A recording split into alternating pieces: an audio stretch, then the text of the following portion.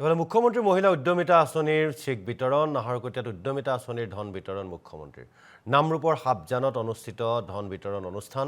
নাহৰকটীয়া সমষ্টিৰ 20 সহস্ৰাধিক মহিলাক বিতৰণ কৰে চেক। চেক বিতৰণ কৰি এক বিশাল জনসভা সম্বোধন কৰে মুখ্যমন্ত্ৰী হিমন্ত বিশ্ব শৰ্মাই।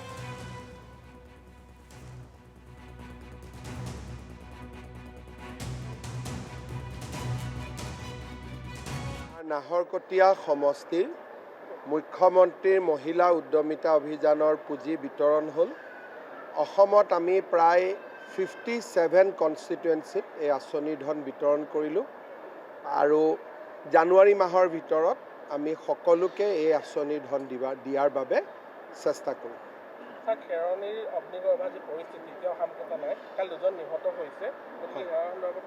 কালি পুলিচৰ গুলীত এজন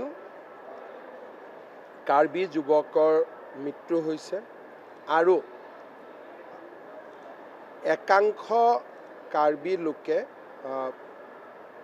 দোকান জুই জ্বলাই দিওঁতে দোকানৰ ভিতৰত এজন যুৱক আছিলে। তেওঁ দিব্যাংগ আছিলে আৰু ভৰিখন দি খোজকাঢ়িব নোৱাৰিছিলে। তেওঁ ওলাই আহিব নোৱাৰিলে আৰু ফলত তেওঁ জীৱন্তে অগ্নিদগ্ধ হয়।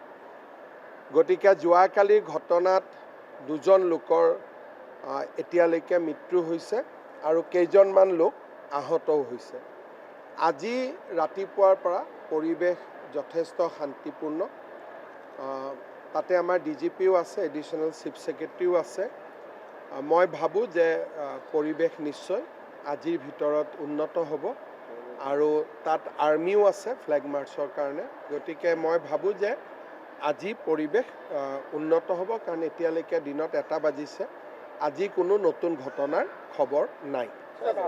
আপুনি কৈছিল যে 1 জানুৱাৰীৰ পৰা কিবা নতুন উপহাৰ দিয়া কথা। 1 জানুৱাৰীত আমি অৰুণোদয় আঁচনিত যিসকলে ধন পাই আছে তেওঁলোকৰ কাৰণে আমি কিবা এটা আৰু নতুন ঘোষণা কৰাৰ কথা মই বহুদিন আগতেই কৈছিলোঁ। গতিকে 1 জানুৱাৰীত সেই বিষয়ে উল্লেখ কৰিম।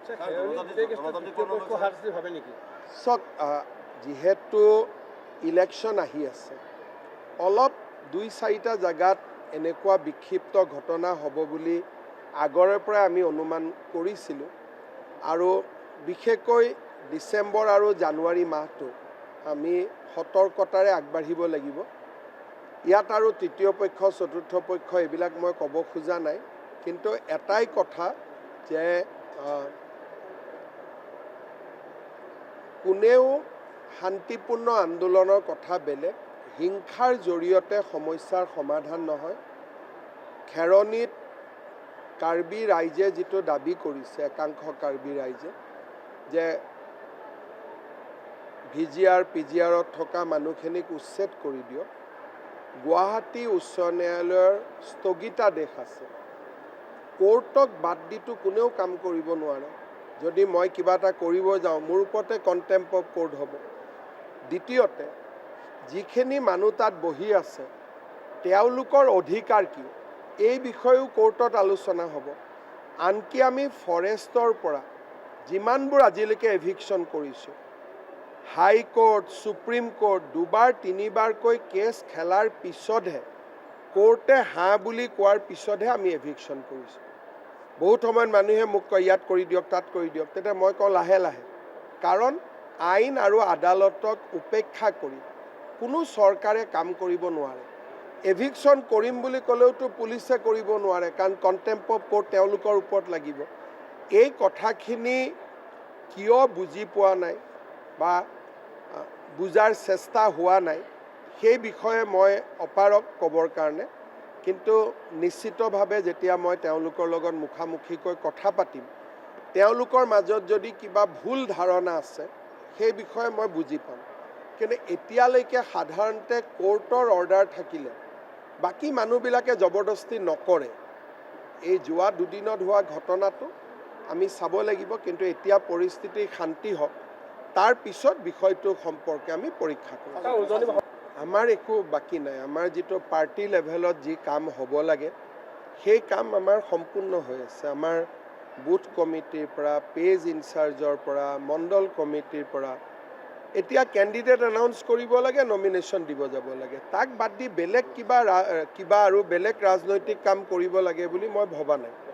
কাৰণ আমাৰ লিটাৰেচাৰৰ পৰা গানৰ পৰা আমি যি কৰিব লাগে আমি সম্পূৰ্ণৰূপে প্ৰস্তুত হৈ আছোঁ। ইয়াত আমি নতুনকৈ কিবা প্ৰস্তুত হ'ব লাগে বুলি মইতো ভবা নাই।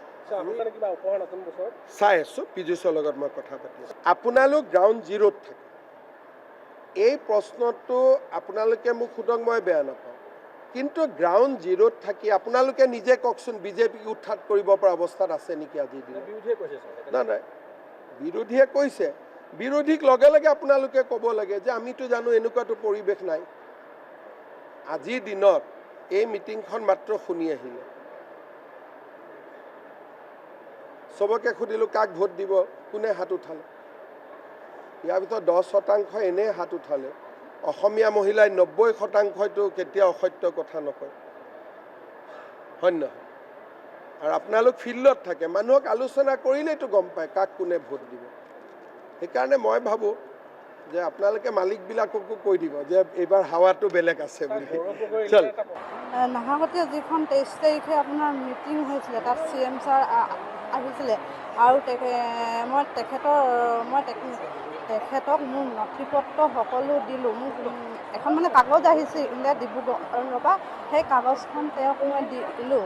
তাৰপৰা আৰু মই ক'বলগীয়া তেওঁ সকলোখিনি কথা ক'লোঁ। মানে কি সংক্ৰান্তত আপুনি তেখেতক কাগজ দিছিলে? মোৰ চাকৰিৰ কাৰণে আৰু মোৰ ফালৰ পৰাও তেওঁক এখন কাগজ দিলোঁ আৰু তেখেতক মই ক'লোঁ বহুতখিনি কথা মানে ক'লোঁ। তাৰপৰা তেখেতে মোক প্ৰতিশ্ৰুতিটো পূৰণ কৰিম বুলি ছ'চিয়েল মিডিয়াত দিলে। তাৰপৰা সেইকাৰণে মই তেওঁক আজি ধন্যবাদ দিবলৈ আহিছোঁ। ডিচেম্বৰৰ 3 তাৰিখটো আজিলৈকে নাহৰকটীয়াত ইমানবোৰ মুখ্যমন্ত্ৰী হৈ গ'ল, আমাৰ কাৰণে কোনেও চিন্তা নকৰিলে। আমাৰ লিখীয়া দিব্যাংগ ল'ৰা ছোৱালীটো নাহৰকটীয়াত বহুত আছে।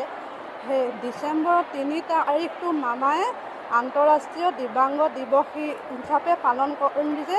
সেইকাৰণে তেওঁক মই বহুত ধন্যবাদ আৰু মামায়ে মোৰ প্ৰতিশ্ৰুতি পূৰণ কৰিব বুলি মই আশাৰে বাট চাই আছোঁ। আৰু আহি থকা যিটো বিধানসভা ইলেকশ্যন আমাৰ নাহৰকটীয়া সমষ্টিত তৰংগদা বৃহৎ জয় হ'ব। আপোনাৰ নামটো? মোৰ নামটো পল্লৱী হাজৰিকা।